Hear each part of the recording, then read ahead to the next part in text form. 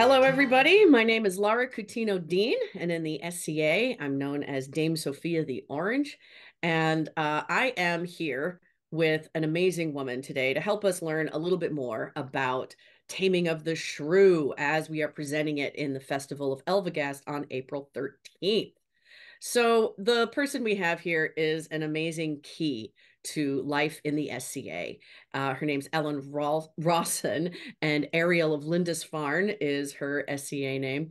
And she's a pelican and an amazing person because this is what she does. Get this. She's the editor of the Compleat Anachronist. The Compleat Anachronist is the research branch of the SCA and quarterly produces a little booklet of 60 pages in hard copy and sends it out to people. And that booklet is a deep dive into a particular topic of the author's choosing that is their particular research project. And the standards are amazing and incredibly high because of this lady. The research that goes into it and the editing that goes through it and the caliber of product we get out of it is really amazing because of Ellen and her team. By the way, a shout out to Ella Shava, who also is a big part of that team. So, my friends, we have with us Ariel of Lindisfarne, the Ellen Rawson, the editor of the Compleat Anachronist, who happens to also be a real big fan of Shakespeare and teaches a class in Taming of the Shrew. So I have been blessed with friendship with Ellen since I did my Compleat Anachronist back in 2016, and I've been impressed with her ability to compile knowledge and share it. And today she's going to do that with the Taming of the Shrew. So I'm going to hand it over to Ellen. And Ellen, could you please go a little bit further with your cred? Because I know how awesome I think you are and why. But tell the world that we're publishing this to what goes into your credibility and why we should listen to you. Why we should listen to you about Shakespeare Taming of the Shrew. It's okay. It's something I have to convince students of every year. In the real world, I have a bachelor's degree in English and drama, a master's in an area of education that concerns linguistics. I have been teaching English. This is my 41st year of teaching English. I taught in the United States for 17 years, and this is my scarily 24th year. I can't believe I've been doing it this long. 24th year teaching in England. In the States, where I taught in Boulder, Colorado, I taught an elective literature class on Shakespeare. We just did Shakespeare the entire semester, and the students in 10th through 12th grade could sign up for it. So I actually had students. I had one class each semester, students who really wanted to study Shakespeare. In England, I teach years 11 to 18, and so I do everything from A level, which is the major university prep, A level linguistics, and A level literature, but I also teach the little ones and the younger ones.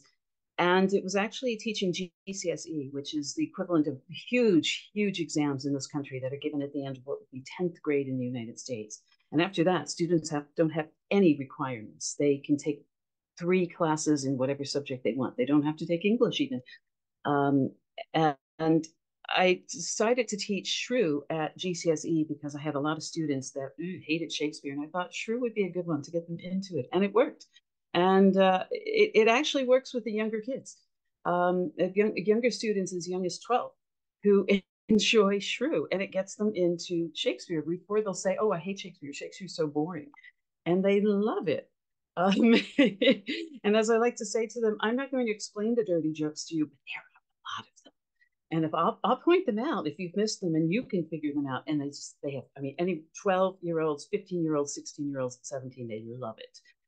So that's my background. I've also done a lot of independent research. I used to teach with the woman who is Farah Kareem Cooper, who is in charge of all education at the Globe Theatre. I used to teach with her outside of London. My first 2 years in this country was at an American school, curriculum school, and she was finishing her PhD in Shakespeare at the time at Royal Holloway University and teaching there part-time.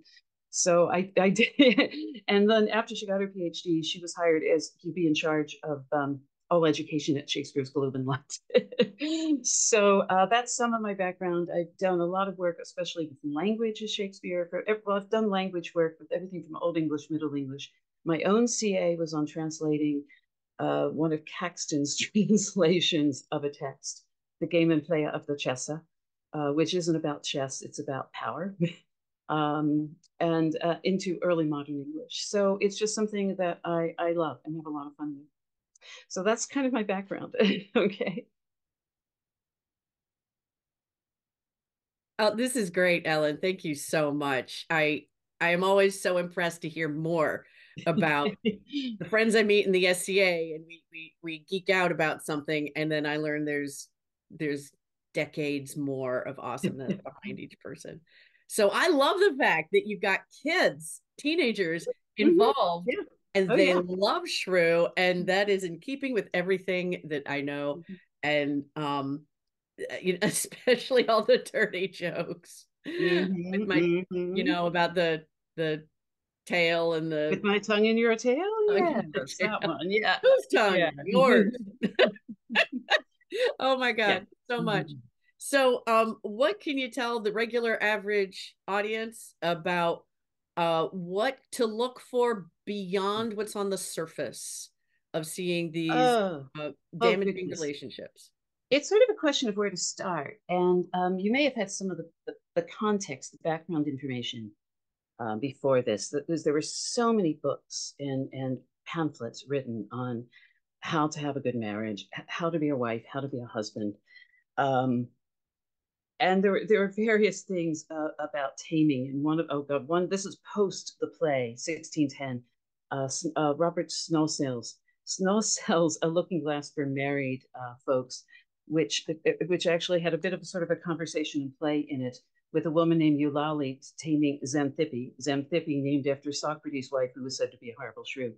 But Eulalie, who's a woman, um, basically tames Xanthippe, but she does so it's not really she it's a woman who tames her, but secondly she tames her quote unquote by explaining how she Eulalie tamed her own husband by using gentle handling, and the idea that wifely obedience is merely a performance and submission was actually a way for women to gain control at a time when they didn't have much control, despite the fact that the play was written when there was a queen, Elizabeth I. Women didn't have much power.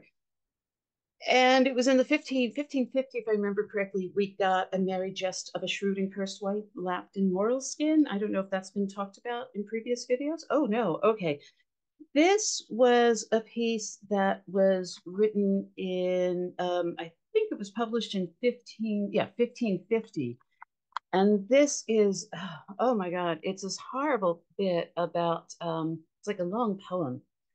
And in this, basically, we have a man who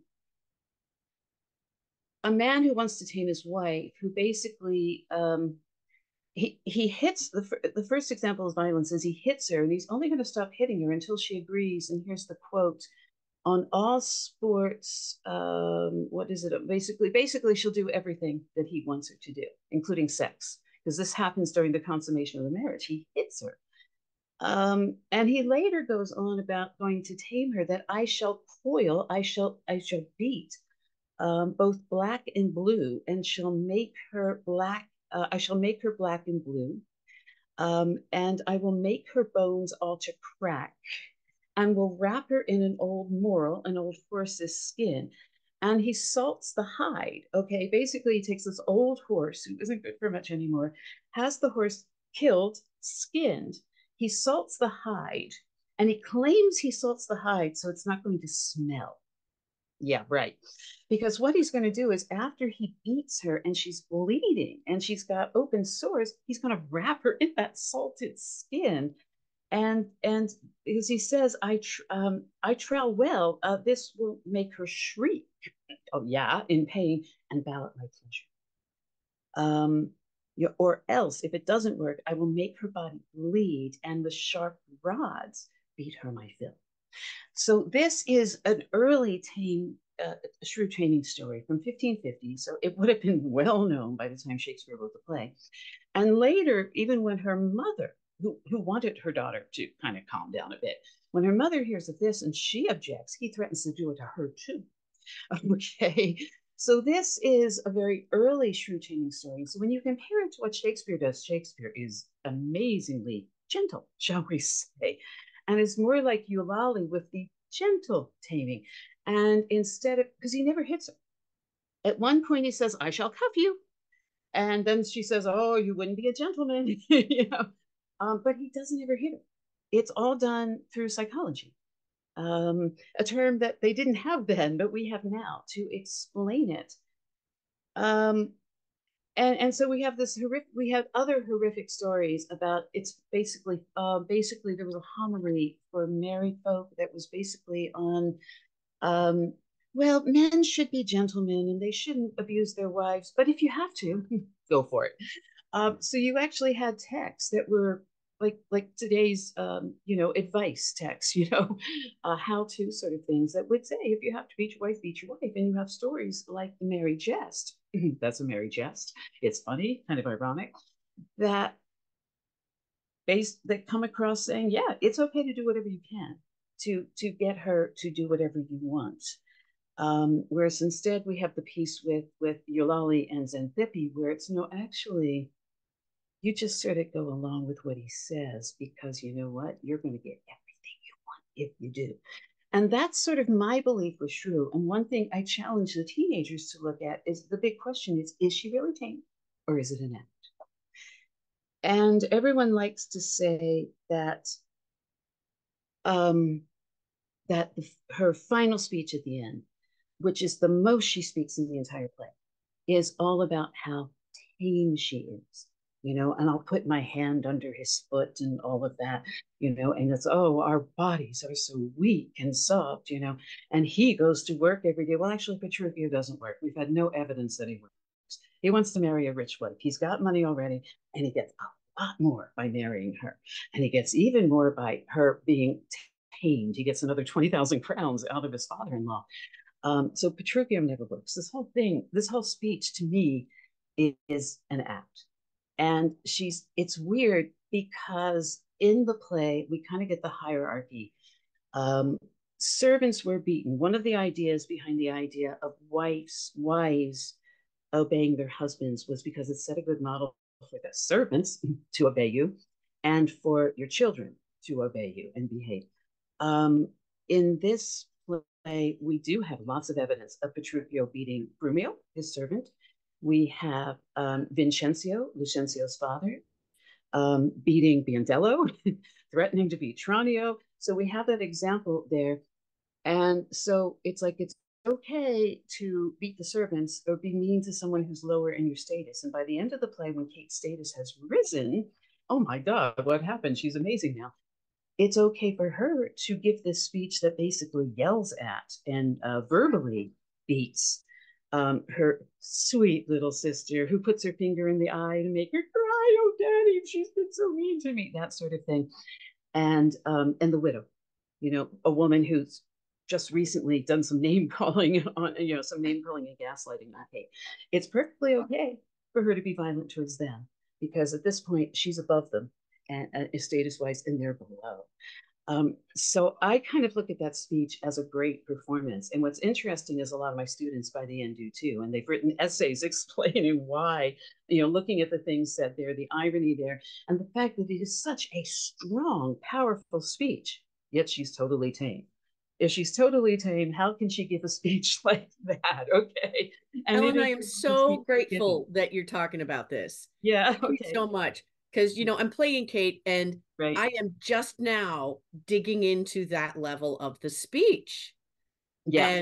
And I've been thinking, there is no way with all these amazing, powerful words that she can be just submissive and tame and like, oh, it's completely okay. Whatever you did, it's fine. I can be abused. No sweat. I'm good. It's not a tame person who is saying these words. No. I mean, even though he has abused her in that. Yeah. but it's like she figured he's something humiliated out. her. He's withheld sleep. He's withheld Hmm. food. Food.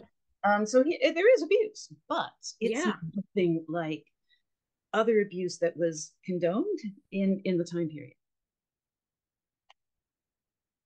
So Um, thank you so much because that's one of the main pieces I really want people to get yeah, is that when you said the question, the big question to ask yourself as an audience member, is she really tamed? yeah, Or is it an act and she's yeah. doing something else? There are times also where, I mean, he gives a hint saying, you are, I don't have the exact lines in front of me, but it's something like, you are still contradicting me or something like that. And he gives her the big hint, like, come on, honey, just say this. And later, when they're going back to Baptista's house for her sister's wedding, and then, of course, we find out, everything. Her sister isn't the goody two shoes we thought she was at the beginning.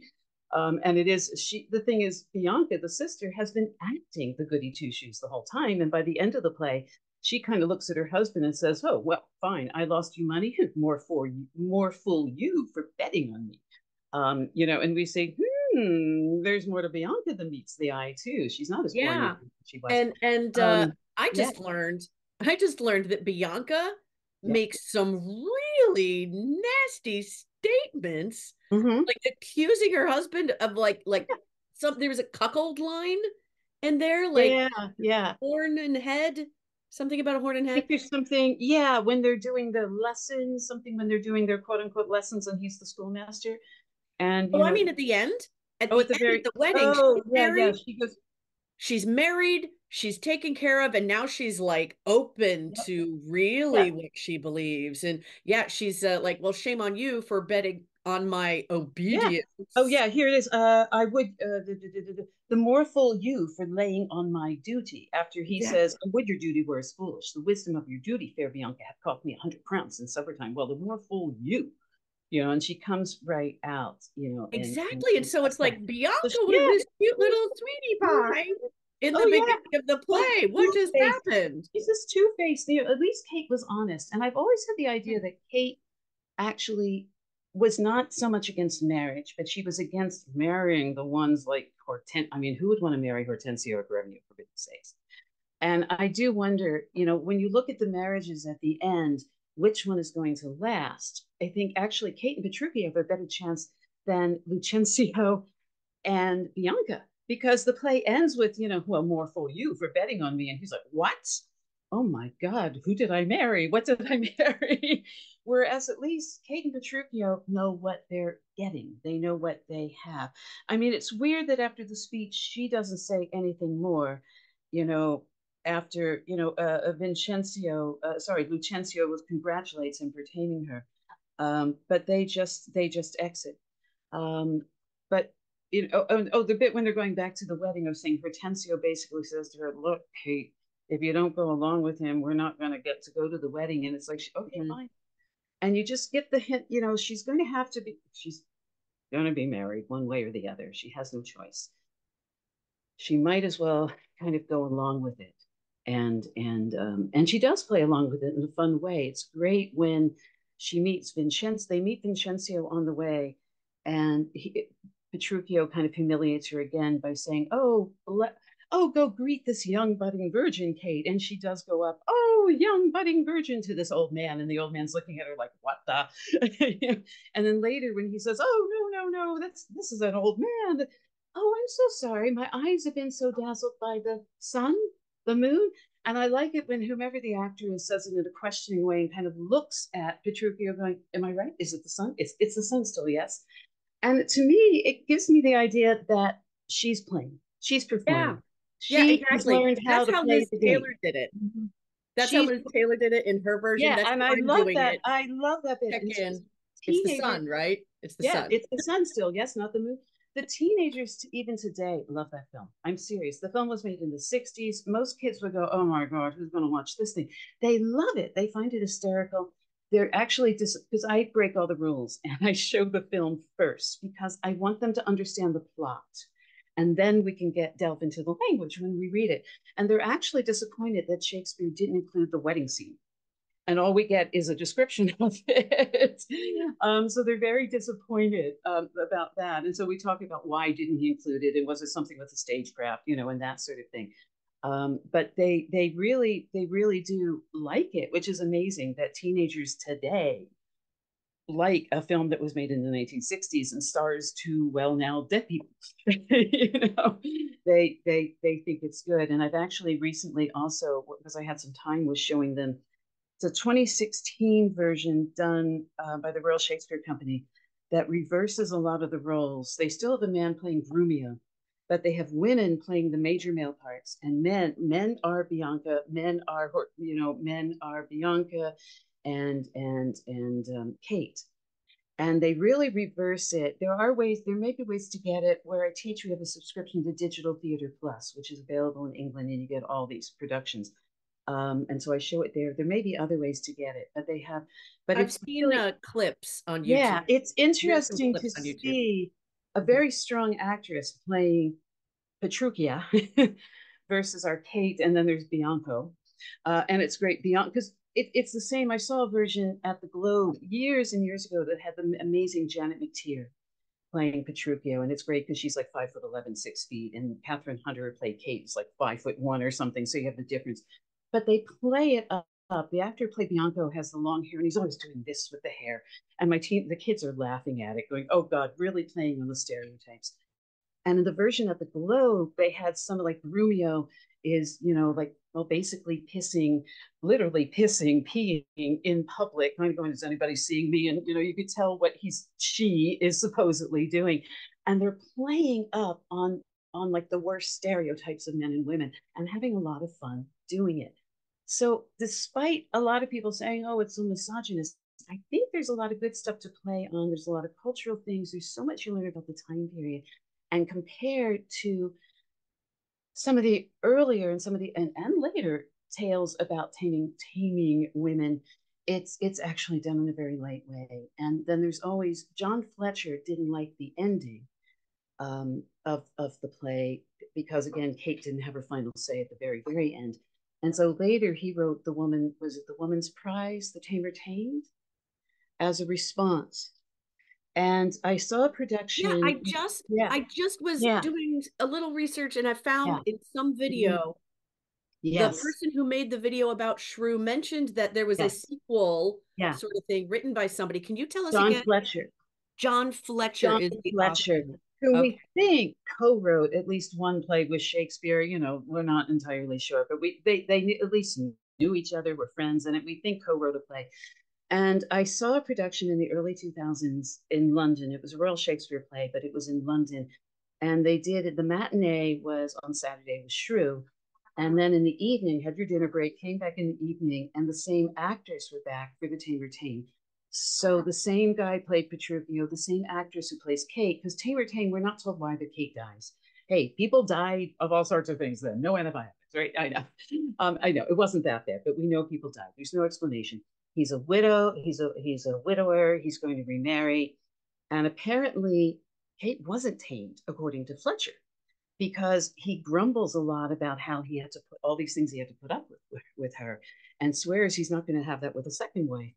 And the second wife is Mariah, who is played by the same actress who played Kate in the afternoon in Shrew. And she's like, I know what you tried to do with Catherine. Not working with me. And it was really great. First off, I hadn't seen the Tamer Tame before. I knew of it, but hadn't seen it. And it was amazing to see one in the afternoon, the other in the evening with the same cast, same stage. And it was hysterical. So if you look at it that way, Fletcher thought that Kate needed a bit more at the end. And so he did this to show, the other side. And also because he didn't think she was really Kate. And he has speeches of Petruchio that show that she wasn't really ever tamed, and it was just an act. So anyway, sorry, I blethered on for far too long. Can you tell I like this topic? No. You blathering on Okay. is juicy, wonderful information. I really love it. I appreciate it. So, oh my gosh, there's just so much to talk about. Yeah. We've been going on for about 20 minutes or so. Okay. So I want to keep the video just, short enough that people can digest it. Sure. Could you give the audience just kind of some bullet points to think of when they see this play and they go, wait a minute, what's going on here? One big question is she really tamed at the Mm-hmm. end? Yeah. Or is it an act? And what's Yes. going on? So, Yeah. can you tell the audience just a few bullet points in that line of thinking? I mean, just think about the idea. Is she really tamed? What's happening with her? And don't look at her as in the very beginning. The way the men describe her is just as a cardboard character. You know, she's a one-trick pony. She's a very flat character. She's just a nasty, shrewd woman. She's horrible. She's a monster. Nobody would want to be with her. And then we get to see the real person, because we have to think about what happens to her also. A man who seems mad and crazy, whom she never met, suddenly wants to marry her. Um, Look at her intelligence, though, as they parry words back and forth. They've got some great wordplay between them, which is one way to look at maybe they are meant for each other. Maybe they're the only two. They're the only people who will put up with each other, perhaps, because Petruchio is no, I don't know. But Petruchio is not exactly the gentle man anyway. We're introduced to him beating his servant, wringing his servant's ears, okay, for out of a joke. So look at that. Look at how, so look at how she's just approached when he says, will you, nil you, I will marry you. Excuse me, hello, what was your name again? He introduces himself by saying, I hear you're called Kate. Excuse me, but my name is Catherine. This is using he uses a nickname when he's just met her. It seems very rude in her mind. So look at it from her point of view.